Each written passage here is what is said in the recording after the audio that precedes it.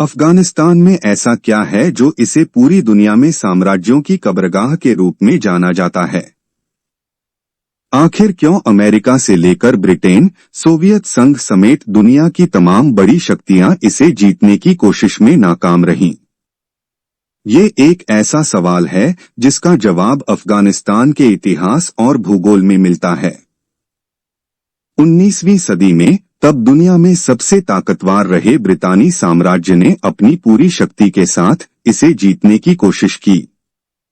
1914 से 1919 के बीच जब पहला विश्व युद्ध हुआ तो अफगानिस्तान जानता था कि ब्रिटेन से आजादी के लिए उसे इससे अच्छा समय कभी नहीं मिलेगा।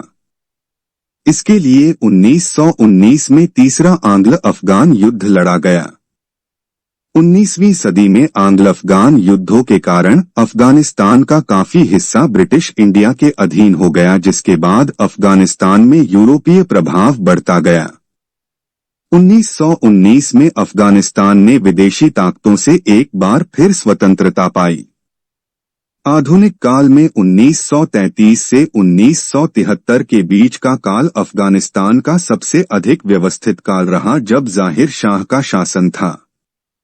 अफगानिस्तान को भारत से लगभग 26 साल पहले ही अंग्रेजों से आजादी मिल गई थी, लेकिन इसके बावजूद अफगानिस्तान भारत से काफी पीछे रह गया और इसका कारण है वहां कट्टरपंथी इस्लामिक ताकतों का विस्तार।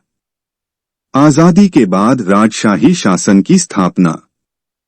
आजादी के बाद अफगानिस्तान ने लोकतांत्रिक व्यवस्था को अपनाने के बजाय राजशाही शासन की स्थापना की। अमानुल्लाह खान अफगानिस्तान के शासक बन गए। 1928 में उन्होंने आधुनिक सुधारों की भी शुरुआत की और महिलाओं को वहां की काउंसिल के चुनाव में वोट का अधिकार भी दिया। उनके बाद 1933 में मोहम्मद जहीर शाह अफगानिस्तान के राजा बने और लगभग 40 साल तक अफगानिस्तान के लोगों पर राज किया। 1950 के दशक में प्रधानमंत्री मोहम्मद दाऊद ने सोवियत संघ से नजदीकी बढ़ानी शुरू कर दी।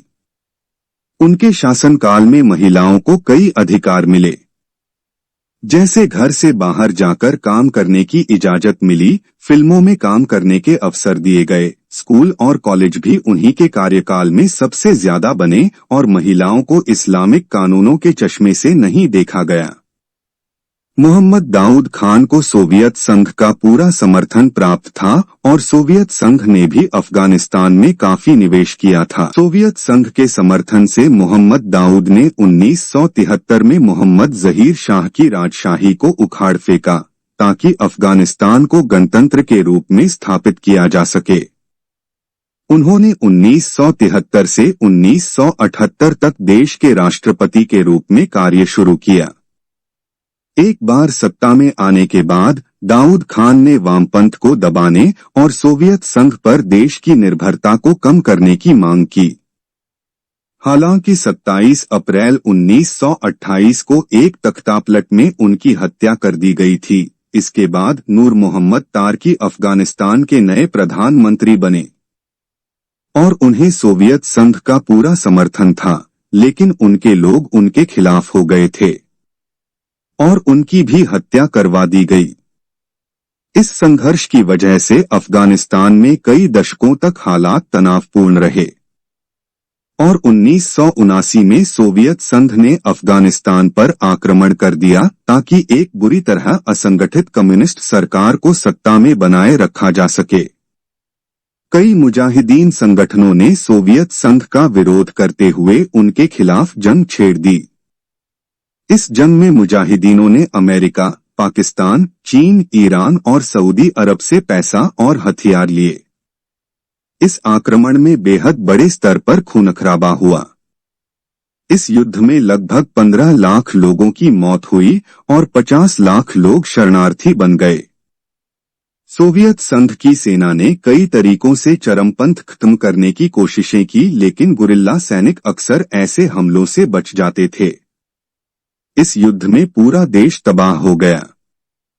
इसी समय तत्कालीन सोवियत नेता मिखाइल गोर्बाचेव को एहसास हुआ कि रूसी अर्थव्यवस्था को बदलने की कोशिश करते हुए युद्ध जारी नहीं रख सकते और 1988 में अपने सैनिकों को वापस लेने का फैसला किया। लेकिन इस वापसी से सोवियत संघ की छवि कभी उबर नहीं पाई। सोवियत संघ के लिए अफगानिस्तान वियतनाम युद्ध बन गया। ये एक बेहद खचीला और शर्मनाक युद्ध था।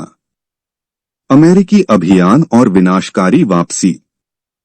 अफगानिस्तान में ब्रिटेन और सोवियत संघ के असफल प्रयासों के बाद अमेरिका ने 9/11 हमले के बाद अफगानिस्तान में लोकतंत्र का समर्थन करने और अलकायदा खत्म करने के लिए अफगानिस्तान पर हमला किया।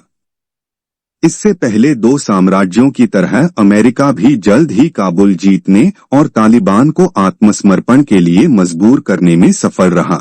3 साल बाद अफगान सरकार अस्तित्व में आई, लेकिन तालिबान के हमले जारी रहे। पूर्व राष्ट्रपति बराक ओबामा ने 2009 में सैन्य टुकड़ियों की संख्या में बढ़ोतरी की, जिससे तालिबान पीछे हटा। लेकिन ऐसा ज्यादा दिनों के लिए नहीं हुआ। साल 2001 में युद्ध की शुरुआत के बाद साल 2014 में सबसे ज्यादा खूनखराबा देखा गया। नेटो सेनाओं ने अपना मिशन पूरा करके जिम्मेदारी अफगान सेना पर सौंप दी। इसकी वजह से तालिबान ने ज्यादा इलाकों पर कब्जा कर लिया। इसके अगले साल लगातार आत्मघाती बम धमाके दर्ज किए गए। इनमें काबुल की संसद और हवाई अड्डे के नजदीक किया गया धमाका शामिल है।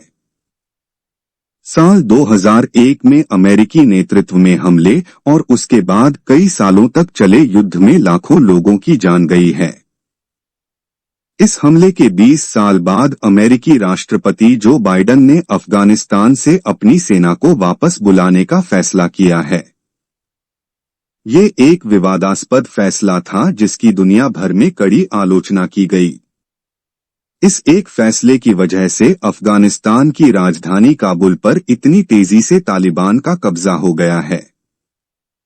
बाइडेन ने अपने इस फैसले का बचाव करते हुए कहा है कि अमेरिकी नागरिकों को एक ऐसे युद्ध में नहीं मरना चाहिए जिसे खुद अफगानी लोग न लड़ना चाह रहे हों। हालिया सदियों में अफगानिस्तान को नियंत्रित करने की कोशिश करने वाली दुनिया की सबसे ताकतवर सेनाओं के लिए अफगानिस्तान एक कब्रगाह जैसा ही साबित हुआ है। शुरुआत में इन सेनाओं को थोड़ी सफलता भले ही मिली हो, लेकिन आखिरकार इन्हें अफगानिस्तान छोड़कर भागना ही पड़ा है। ज्यादा खचीला युद्ध। हालांकि सोवियत संघ के युद्ध में ज्यादा खूनखराबा हुआ, लेकिन अमेरिकी आक्रमण ज्यादा खचीला साबित हुआ। सोवियत संघ ने जहां अफगानिस्तान में प्रति वर्ष लगभग 2 अरब अमेरिकी डॉलर खर्च किए, वहीं अमेरिका के लिए 2010 और 2012 के बीच युद्ध की लागत प्रति वर्ष लगभग 100 अरब अमेरिकी डॉलर हो गई थी। अमेरिकी सैनिकों की वापसी के बाद तालिबानी कब्जे से अफगानिस्तान में एक मानवीय संकट पैदा हुआ है, जिसके चलते हजारों लाखों लोग बेघर हो गए हैं।